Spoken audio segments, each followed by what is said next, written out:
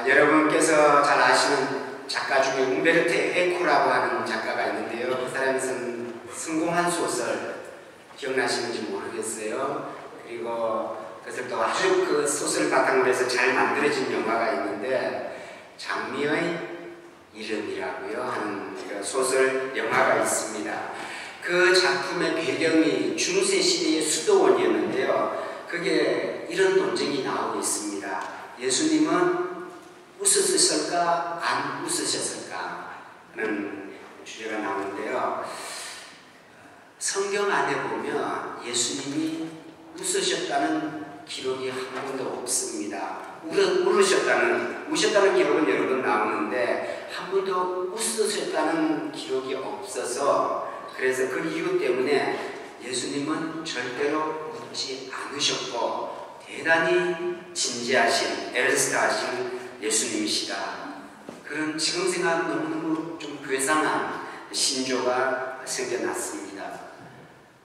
그래서 중세 수도원에서는 11세기까지만 하더라도요 수도사들이 엄격하게 웃는 것이 금지되어 있었습니다. 웃으면서 살면 안 되는 것이었습니다. 지금까지도 기독교가 그랬다면 여러분 웃으면 안 되는 것입니다. 얼마나 괴상한 것이 되겠습니까? 이게 성경에 나와 있지 않은 침묵하는 내용을 진리인 것으로 그렇게 이해하다 보면 이런 오류가 생길 수 있다고 하는 것이 바로 이제 단적인 예라고 볼 수 있는데요. 물론 예수님의 삶과 성품을 생각해 보면 당시에 유대인들 생활이 모두가 그랬듯이 예수님은 틀림없이 많이 웃으셨을 것입니다. 우리는 평생 웃지 않으신 예수님을 상상할 수가 없습니다. 예수님의 사랑을 생각해도 주님의 평화를 생각해도 예수님이 은혜와 서로 어울려 지내신 삶을 생각하면 오히려 거꾸로 예수님의 일상은 웃음과 미소로 가득 찼을 것이라고 우리가 생각할 수가 있습니다.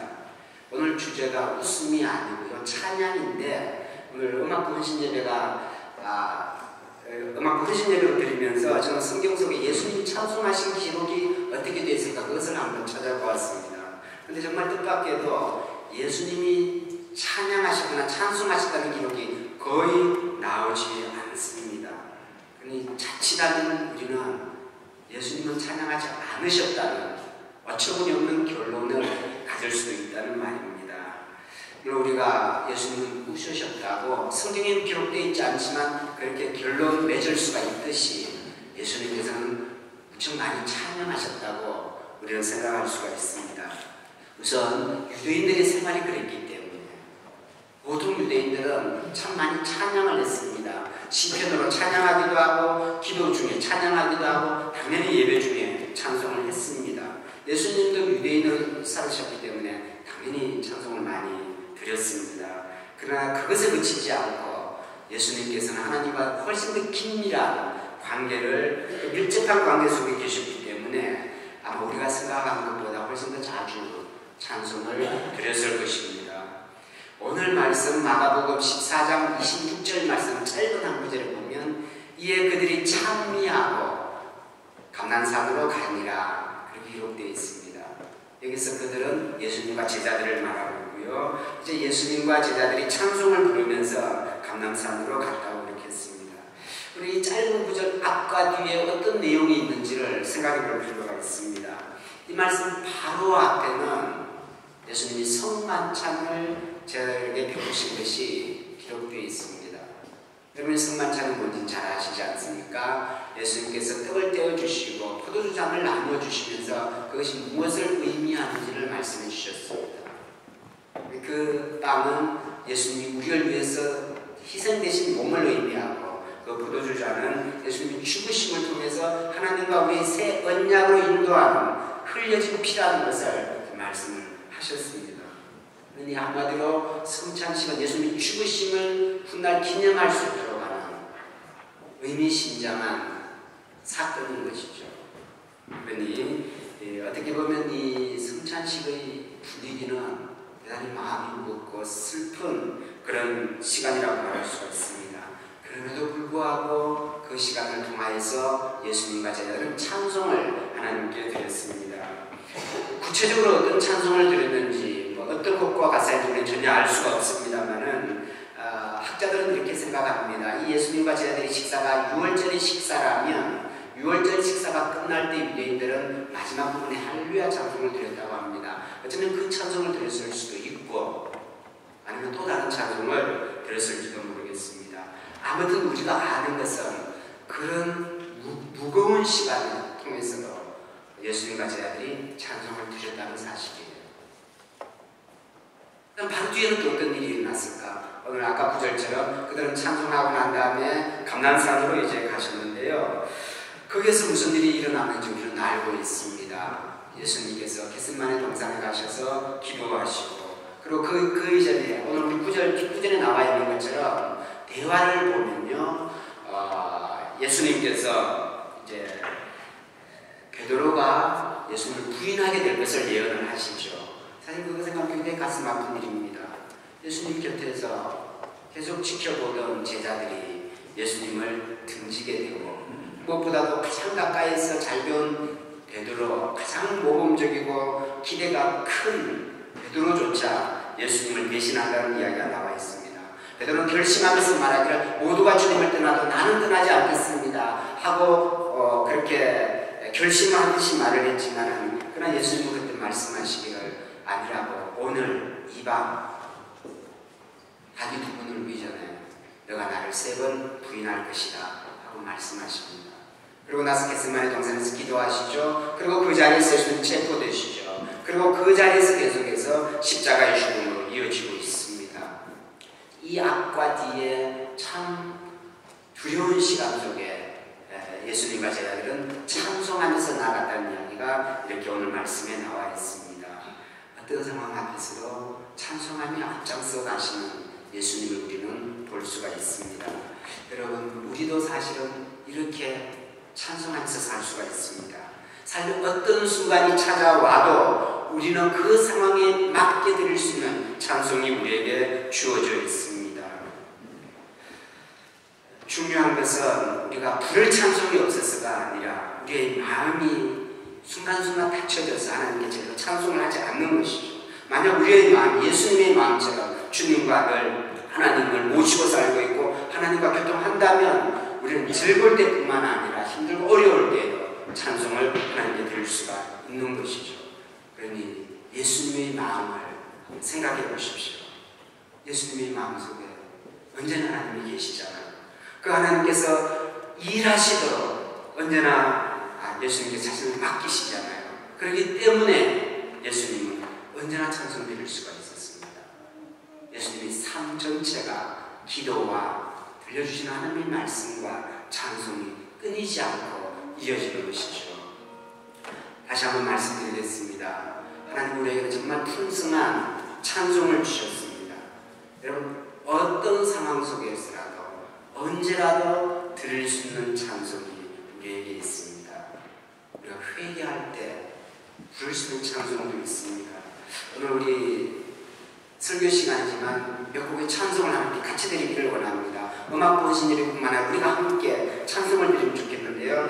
1절씩만 드립니다. 스크린을 보시고 또 받기를 부탁드립니다. 찬송가 331장 1절 말씀, 1절 나주를 멀리 누나가 우리 함께 찬송 드리죠.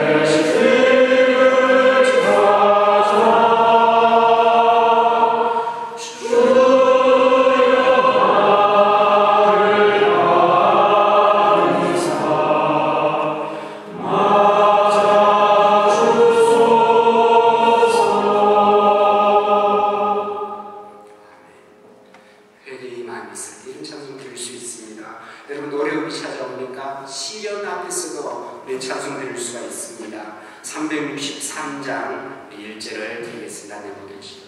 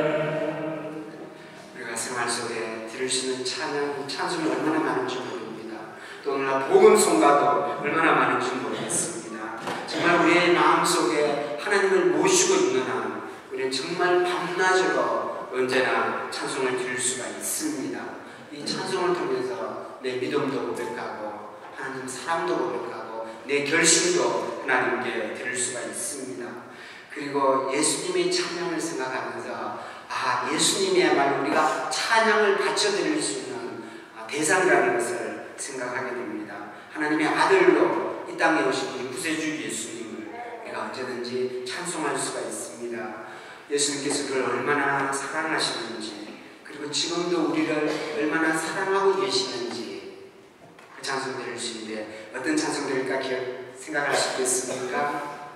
예수 사랑하시는 거룩하신 말씀 사도신 1장 1절 드리겠습니다.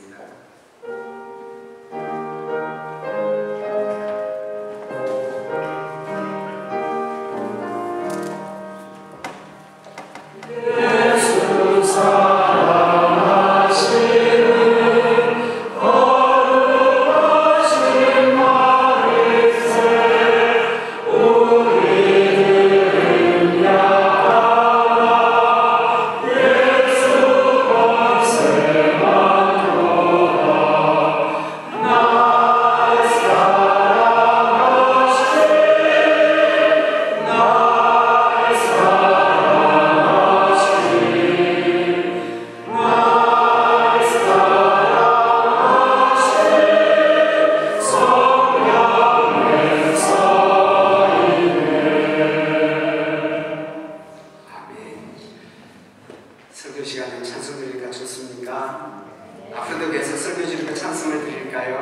자리가 되고 싶은 것 같습니다. 계속 찬송을 드렸으면 좋겠습니다만 설교 시간이니까 계속해서 말씀을 좀 더 드리겠습니다.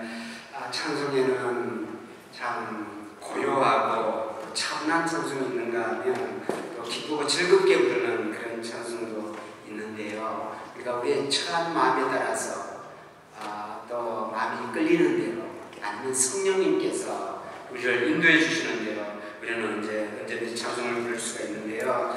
이 시간 우리가 앞에 찬송 드렸던 것을 다시 한번 찬송 드리길 원하는데요. 새로운 마음으로 아까 불렀던 찬송이지만 488장 1절 찬송을 기쁘게 하나님께 드리기를 원합니다.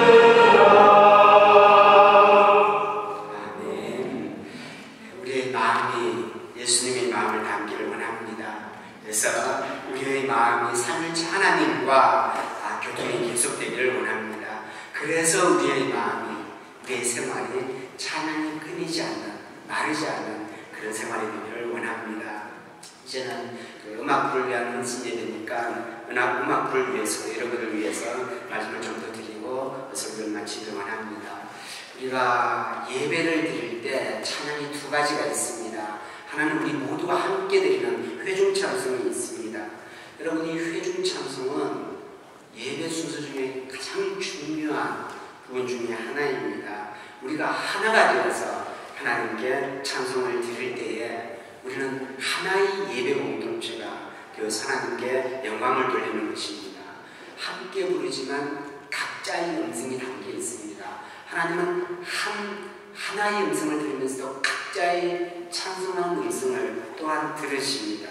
그리고 여러분, 이 회중 찬송을 드릴 때에 열심히 부르시길 바랍니다. 정말 최선을 다해서, 정성을 다해서, 그리고 힘차게 부르시길 바랍니다. 그럴 때 여러분은 한우가 한민교회의 전체 성가대가 되어서 찬양을 하나님께 올려드리는 것입니다. 우리 예배 찬송이 하나님께 정말 이렇게 힘차게 드려질 때 하나님께서 얼마나 기뻐하시는지, 그리고 얼마나 큰 영광을 받으시는지 모릅니다. 그리고 우리가 이렇게 찬송을 드릴 때 사탄이 우리 찬송에 떨면서 도망갈 줄 믿습니다. 우리가 함께 찬송 부르지는 않지만 찬송가 389장 2절 말씀, 2절에 그런 가사가 있습니다. 우리 찬송 듣고 지옥 떨리니 형제들아 찬송합시다.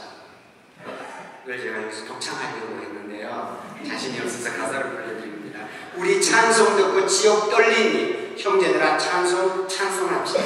이렇게 찬송하면서 이 특별히 예배 중에 회중 찬송을 통해서 여러분들이 은혜 받고 그리고 신앙이 굳건해지는 예배자가 되기를 바랍니다. 첫 번째 회중 찬송이 있다면 이 예배 중에는 두 번째로 성가대가 드리는 찬양이 있습니다. 성가대가 미리 찬양을 준비했다가 예배 중에 이렇게 드리게 되고 여러분들은 그 찬송을 이제 듣게 됩니다.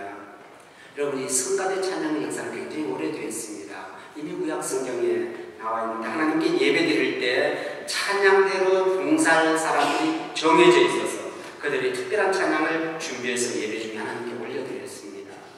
다윗 왕은 특별히 이 부분에 심려를 기울여서 성가대를 굉장히 크게 발전을 시켰습니다. 우리 교회도 이를 위해서 기반이 있습니다. 아이노스 찬양팀이 있고 그리고 히엘 찬양대와 또 거기에 속한 악기팀이 있습니다. 저는 우리 교회에 와서 이 두 기관의 이름이 참 특별했습니다. 굉장히 어려워요. 아이노스, 히엘, 혹시 여러분도 잘 아세요? 저는 하나님께 수준이 있다 이렇게 생각을 했습니다. 아이노스라고 하는 것은 헬라어에서 온 말인데요. 찬양이라는 뜻이에요. 그런데 자주 쓰는 말은 아니에요. 찬양이라는 다른 단어가 있는데 아이노스 찬양팀이라고 그렇게 이름을 그리고 희엘은 저도 사실은 정확하게 뜻을 잘 모릅니다. 굳이 그것을 되게 틀림없이 히브리에서 온 말인데 그 히브리어를 굳이 번역하자면 하나님이 계시다, 하나님이 살아계시다 그런 뜻이긴 한데요. 그 뜻으로 성간 이름을 붙였겠죠 아마. 그렇게 되어 있습니다. 어쨌거나 이름은 굉장히 어렵고 어떻게 보면 애매할 수 있지만 이 두 기관이 하는 동사는 확실하고 분명한 것이죠. 우리 교회의 예배 속에 찬양으로 하나님을 섬기는 이제 기관인데요. 하나님께서 너무나 필요로 하시고 귀하게 사용하시는 기관이 틀림이 없습니다. 여러분들이 이 성가대와 찬양팀을 위해서 하실 일이 있습니다. 그래서 정말 이들을 격려하고 사랑하고 위해서 기도해 주시는 일입니다. 여러분 이들의 봉사가 단순한 일이 아니라는 것을 여러분은 아실 것입니다. 아이로스 찬양팀을 생각해 보세요. 마찬가지입니다. 우리가 그냥 몇 곡의 찬양을 드리지만 그저 선정한 곡들이 아닙니다. 리더가 고민하고 기도하고 묵상하면서 신을 기울여서 곡을 정하게 됩니다. 그러면 주일 예배 전에 주중에 한 꼭 모여서 연습을 하게 됩니다. 연습이 끝났으면 주일날 와서 미리 또 한 번 더 준비하는데 여러분 아이노스 찬양팀이 몇 시까지 교회 오시는지 아세요? 몇 시까지 올 것 같습니까? 12시까지요. 12시 전에 오나요? 그쯤 오죠? 조금 전인 것 같아요. 독일교회 예배 끝나고 나가자마자 와서 이렇게 준비하고 있습니다. 수고비 받는 거 아닙니다. 우리 여기 있다고 자기 자랑하기 위해서 쓰이는 것 아닙니다. 오롯이 하나님께 찬양 드리면서 여러분에게 찬양을 통해서 하나님께 은혜를 인도하기 위해서 그들이 이렇게 수고하는 것입니다. 그러면 여러분이 이들을 위해서 기도로 도와주셔야지 되는 것입니다. 그리고 무엇보다도 여러분이 할 일은 이 찬양의 시간에 함께 이 자리에 앉아서 찬양에 함께 동참해 주시는 것이 너무나 중요합니다. 제가 이것을 여러분께 부탁드릴 일이 아닌 것입니다. 이것은 당연히 우리가 지켜야 할 일인 것입니다. 우리 교회 주일 예배는 오후 2시에 아이노스 찬양팀과 함께 하나님께 찬양하면서 예배를 시작하는 것입니다. 하나님께 올리는 너무나 중요한 예배를 시작부터 잘하는 것은 지극히 상식적이고 당연한 일입니다. 여러분 이 점을 꼭 유념해 주시기를 부탁 안 드리고 말씀을 드리겠습니다. 그리고 이제 희엘 찬양대의 수고도 여러분 당연히 잘 아실 것입니다. 우리가 매주일에 한 곡 듣는 특별 찬양 여러 곡이면 또 모르겠습니다. 이 한 곡을 정하기 위해서 지휘자가 얼마나 많이 생각하고 기도하고 곡들을 찾는지 아는 사람만 알 것입니다.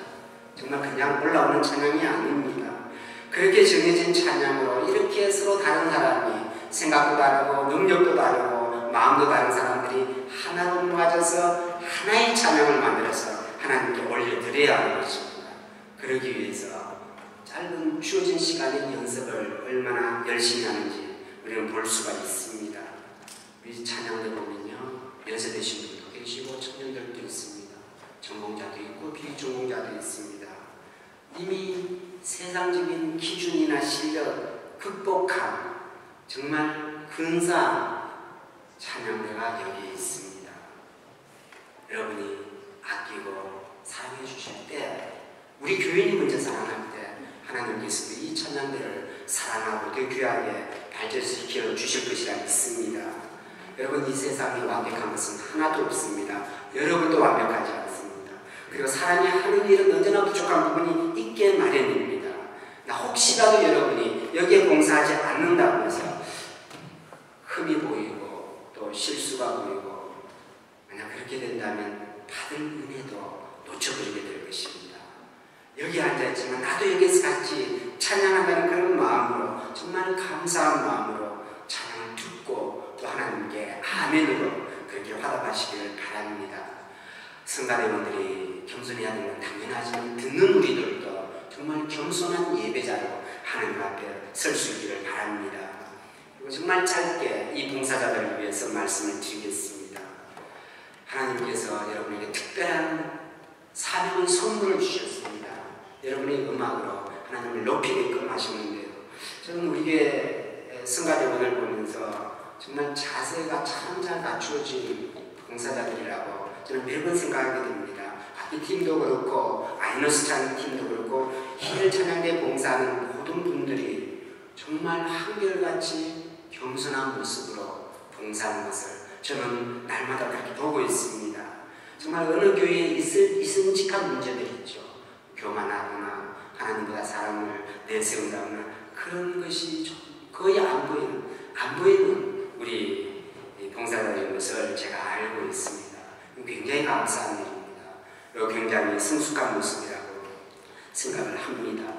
계속해서 이렇게 하나님을 높이고 두렵고 떨리는 마음으로 여러분 신실하게 봉사해 주시기를 바랍니다. 여러분을 통해서 온 교회가 은혜 받고 있습니다.